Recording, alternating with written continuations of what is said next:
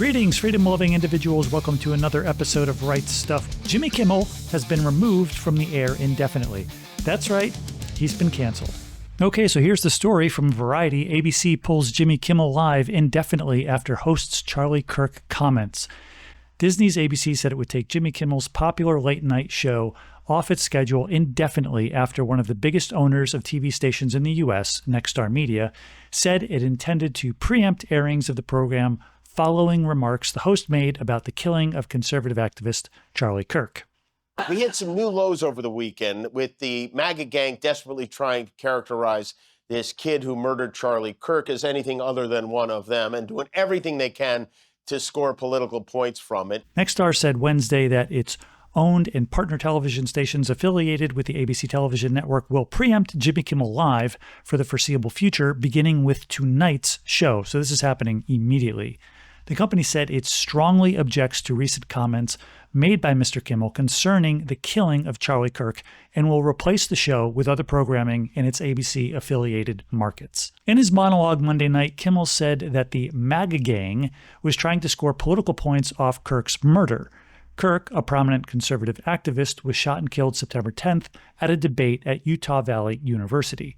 3 days later, authorities announced they had arrested the suspected shooter. We hit some new lows over the weekend with the MAGA gang trying to characterize this kid who killed Charlie Kirk as anything other than one of them, Kimmel said. Well, we know that it wasn't one of ours, it was one of yours, so he's just at this point not even funny, but he's not even factually correct. He also poked fun at President Trump's response to a question from the press about how he was mourning Kirk's death after Trump pivoted to a discussion of the construction of a new White House ballroom.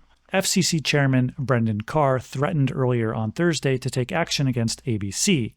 After Disney's decision was revealed, he said he wanted to thank Nexstar for doing the right thing in a statement on social media. Local broadcasters have an obligation to serve the public interest. While this may be an unprecedented decision, it is important for broadcasters to push back on Disney programming that they determine falls short of the community. Disney's maneuver is likely to further inflame American partisanship over the assassination of Kirk. The activist is viewed as a hero by many, and several prominent conservatives have called for any critic of his work to be silenced, no matter how nuanced the argument may be. I don't really think that's true. I think all we want is for people just to not celebrate the fact that he was killed. Charlie Kirk himself welcomed people who disagreed with him. That's not what this is about. It's about people who are cheering his death. And again, in a late night show, there's just no place for this. Just keep it out of the comedy shows. Why are we making jokes about this? Why are you even attempting to make jokes about this at this point? It just doesn't make sense. It's just wildly inappropriate. Some liberals have taken issue with some of Kirk's stances and have insisted on commenting despite the current environment. There's nothing wrong with that. You can comment on his stances. Nobody has a problem with that. Representatives for Kimmel could not be reached for immediate comment.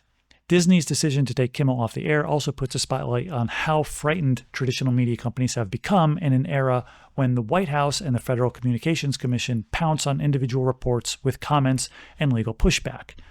President Trump has in recent months sued both ABC News and CBS News for comments made by ABC News anchor George Stephanopoulos and the editing of an interview with former U.S. Vice President Kamala Harris on 60 Minutes. In both cases, the companies agreed to pay multi-million-dollar settlements, even though the legal cases were deemed to be quite flimsy by experts.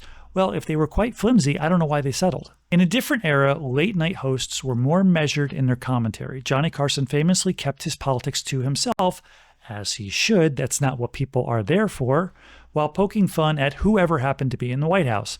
So here we go on. Stephen Colbert's The Late Show on CBS has been the most watched of TV's late-night programs, as the host followed a theme commenting on the latest headlines. For a good part of Colbert's tenure on TV, President Trump has been at the center.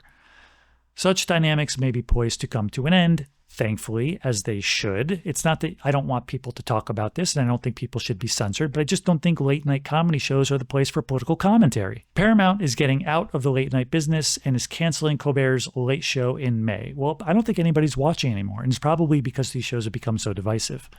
While the company cited a downturn in advertising, probably because nobody's watching, there continue to be suspicions that Paramount's new leader, David Ellison, wants to tamp down political sniping and is eager to cater to a more centrist viewership. Wow, imagine that, catering to a more centrist viewership and not alienating half of your audience. What a concept. I mean, that just seems crazy to me. I don't know. So anyway, that's news. Jimmy Kimmel was gone. Good riddance. I don't think we're going to miss him. The guy was just too divisive. He used to be funny in his early day. I used to be a fan of his. I used to watch The Man Show. I don't know what happened to him. He went wildly left, became wildly unfunny, and now he's wildly unemployed. Stop.